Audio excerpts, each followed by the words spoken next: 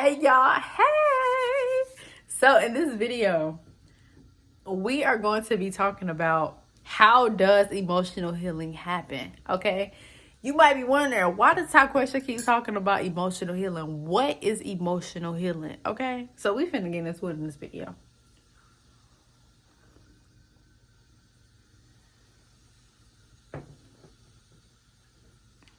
Okay, so let's go back to it. What is emotional healing?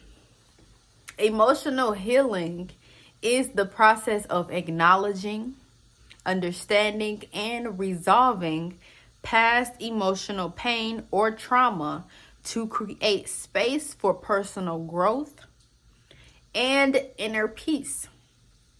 It involves facing suppressed emotions, breaking free from limiting beliefs, and cultivating self-compassion. Through emotional healing, you can release negative patterns, learn to respond to life's challenges with greater resilience and self-awareness. It is a journey of reconnecting with your authentic self, allowing you to build healthier relationships and live a more balanced life. Emotional healing fosters a sense of wholeness and empowerment, helping you move forward with clarity and confidence. That is emotional healing. Okay? Now. So, how does emotional healing happen? What I'm going to do is break down the steps as to how emotional healing happens. And it isn't a a cookie cutter thing, just do what fits for you, do what works for you, and that's just it. Just do what works for you. So let's get into it. The first step to healing emotionally, any emotional trauma that you have experienced, or an event that you have experienced, a situation that you've experienced, the first step to this process is first to acknowledge it. Acknowledge what has happened. Acknowledge how you feel. First of all, acknowledge how it makes you feel. It's not gonna feel good, but we're not here for that. The point is, we want to get you to the point where you are free within you, where you can, sleep good at night and not have burdens on you. So the first thing is to acknowledge. By acknowledging what happens, and you can do this by recognizing the pains or wounds that still exist. What still bothers you? What still makes you feel sad? What makes you feel disappointed? What still bothers you? Like, just be honest. Just be honest. Now, the second thing that you want to do, number 2, self-awareness. Understanding the root cause of that emotion. Understand the root cause of that emotion. What event, based on that emotion that you feel, irritability, irritation, shame, what is the root? Go back to the experience that created that emotion. Go back to the experience that formed that emotion. What experience is attached to that emotion? Because that's what's holding you back. And the thing is, you want to let that go. You want to let it go. You don't want it to weigh you down anymore. You don't want, no. You don't want to live your life in suffering. And so by becoming aware of the root cause of that emotion, you can effectively do that. You can move forward in life and not be weighed down and not carrying around all this emotional baggage from place to place, from person to person, because it's not healthy. It's not healthy at all. And it makes you lose a sense of who you are. The longer that you continue to go out through life with all this emotional baggage, you won't be able to experience what it is that you want, because you're still holding on to what happened back here. You don't know, you aren't being aware of what actually happened. And I said, you holding on to what's happening back here. You know what? Some people don't even remember what happened back there. And you have to do the deep work to remember. You have to do the deep work to remember that. But it's possible. It's possible. And so the next step to healing is forgiveness. Forgiveness. First of all, who are we forgiving? Yourself. Because one, you didn't know. You didn't know. You were just going along with whatever space you were in, whatever environment that you were in. You didn't know. So how can you blame yourself? Okay? So forgiveness is letting go of past resentments towards oneself and others. It ain't easy. But you know what? It's better to forgive these people and allow the universe to take care of them than you to hold on to, well, they need to get theirs. They ain't gonna get theirs. No, that's not your job. Your job is to forgive yourself, because you didn't know. You didn't know any better. You didn't know that the relationship that you were in was going to affect how you felt on the inside. You didn't know that if you hung around these people would treat you like this. You didn't know that, because you weren't in the space mentally to understand your intuition. You didn't have the discernment. And I just thought about this. This one guy said this: wisdom is healed pain. Wisdom is healed pain. Now, do you always have to go through situations where you are experiencing pain to receive wisdom? No. However, the experiences that you do go through and experience pain, that is where your wisdom will also come from. And then the wisdom of, seeing other people go through certain things and challenges in their lives, that's where wisdom can be extracted from. And so you've developed wisdoms. The reason why forgiveness is important, especially for yourself, is because you weren't in the space to realize that you didn't have discernment. And so you needed to be let down. You needed to be hurt, because you didn't have any other examples around you to show you that you needed discernment, that you needed to listen to your intuition. And so you needed to be hurt. You needed to be broken. You needed to be cracked wide open, okay?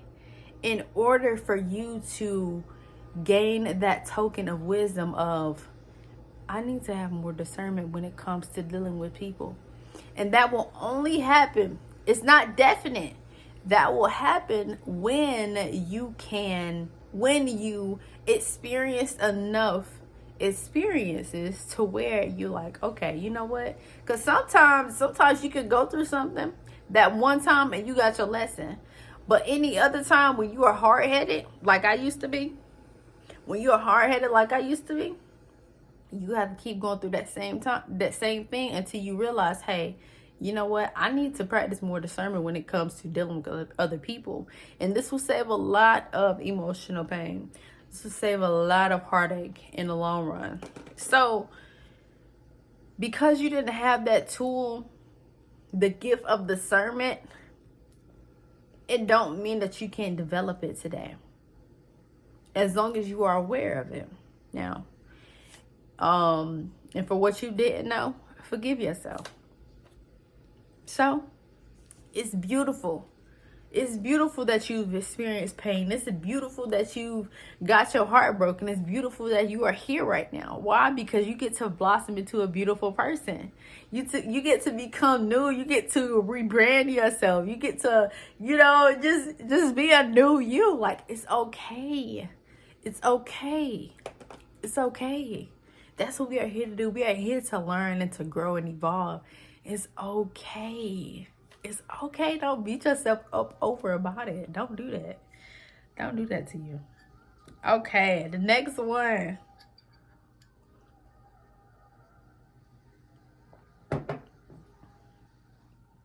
The next step to emotional healing. First, we went over acknowledgement, self-awareness, forgiveness, and forgiveness. Okay, that's 3. The next one is self-care. By prioritizing, you can do this by prioritizing the physical, mental, and emotional well-being. Now, how this look for other people is completely different. How it looks, what I do is completely different from what you do. Okay. I'm personally more so of a nature gal. Okay. I'm a nature girl. I love nature. And so that's one of the self-care practices that I like to use. I like to draw, I like to play my guitar. So what is it that you want to do that can allow you to pour into yourself? Because this is a part of self-compassion. This is a part of self-forgiveness. This is a part of forgiveness. Because you're forgiving yourself, you are giving the gift of self-care to you. Okay? You are pouring into yourself. So, how are you taking care of your body, your mind, and your emotions? How are you taking care of these aspects of who you are? It looks different. It looks different. So just consider that. It's many things that you can do. Okay. And the last one is consistency. Woo! Consistency. I would say for me, and this isn't about me, for me, when I was at the beginning of my spiritual awakening, I was so consistent with my healing work, my shadow work, and all things like that. And it was amazing. I experienced so much growth. I experienced receiving so many things in my life. So many things, so many opportunities came to me when I was doing that on a consistent basis. And I think what happened was during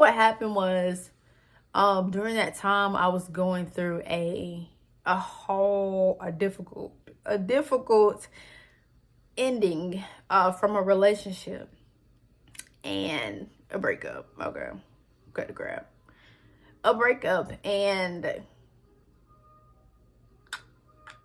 that at that moment it was very pivotal for me, because that's when I began to go within me. And years after that, I kind of lightened up on it. I kind of lightened up on my healing work, because I feel like it was only necessary for me to do that deep work in that time. But now I'm more so in a space where, okay, I need to do a bit more deep work and then go forward. I believe that it's stages as to when you need to do deep work.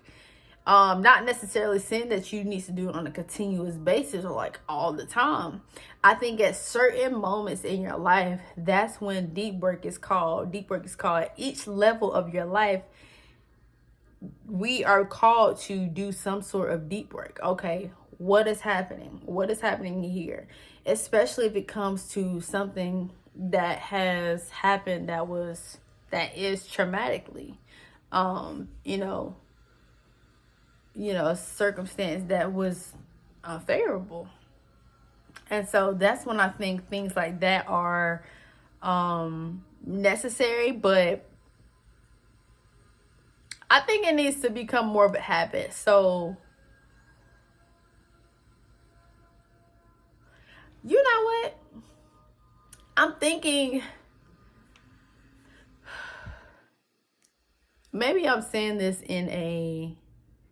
I'm not saying to take years of gaps, because for me, I was still doing deep work over the years. So what did this say?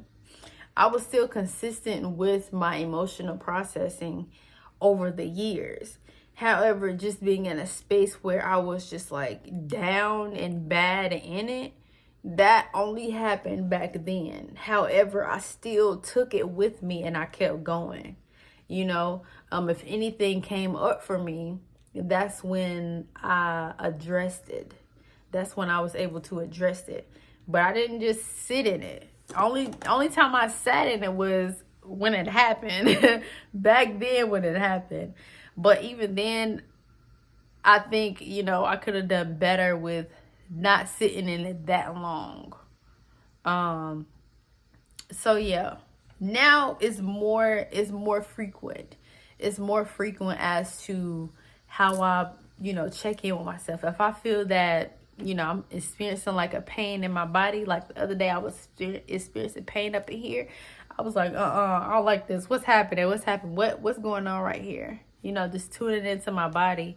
And I asked and I got the answer. And I processed that.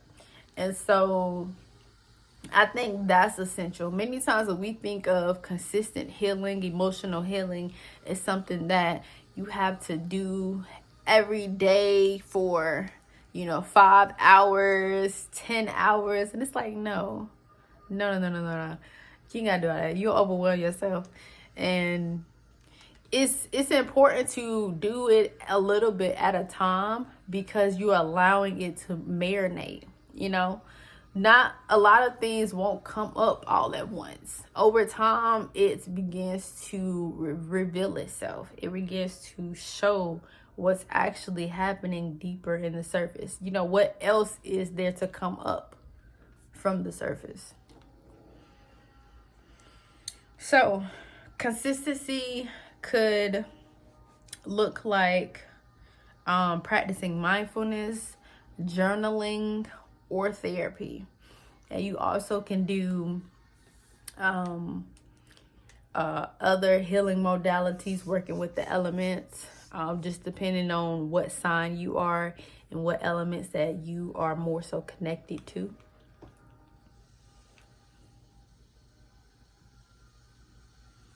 And so that's it for this video. I made it to 20 minutes. Well, technically 18. It's gonna be 20. So that's it for this video. If you can, drop in the comments 3 ways that you can start your emotional healing journey today. Drop it in the comments. 3 ways that you can start your emotional healing journey today. And I'm gonna check the comments. Okay? So y'all be sure to do that. And I think that's it.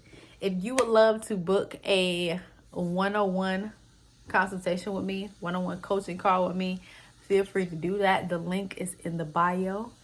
And yes, that's it. Peace.